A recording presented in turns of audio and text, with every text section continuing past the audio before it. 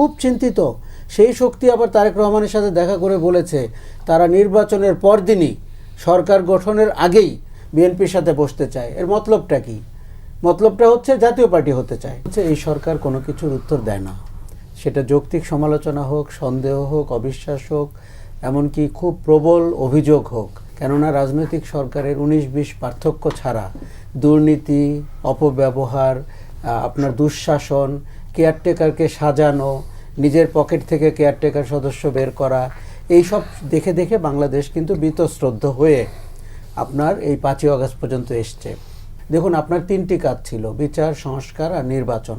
আপনি যদি এখন মানে মার্ক দেন, আপনি নিজেও বুঝে দিতে পারবেন বিচারের কি অগ্রগতি হয়েছে, সংস্কার কোথায় গিয়ে দাঁড়িয়েছে, আর নির্বাচনটি নিয়ে আমরা একটু পরেই আমি বলছি। দেখুন, সরকারের কি কাজ যে গণভোটের ব্যাপারে প্রচারণা চালানো? এই প্রশ্ন কিন্তু আগামীতে উঠবে। সরকারটি তো একটি মধ্য জায়গায় অবস্থান করার কথা। গণভোটে কেউ হ্যাঁও বলতে পারে, নাও বলতে পারে, কিন্তু সরকার এখানে একটি পক্ষ এবং একজন বিশেষ সহকারী নিয়োগ করা হয়েছে। তার কাজ হচ্ছে গণভোটকে উৎসাহিত করা। আপনি কি সমাজে তার কোনো প্রভাব দেখতে পাচ্ছেন? আমি পাচ্ছি না। বাজেট বরাদ্দ করা হয়েছে, আবার এই সরকারের অর্থনৈতিক খাত নিয়ে কোনো প্রশ্ন করা যায় না।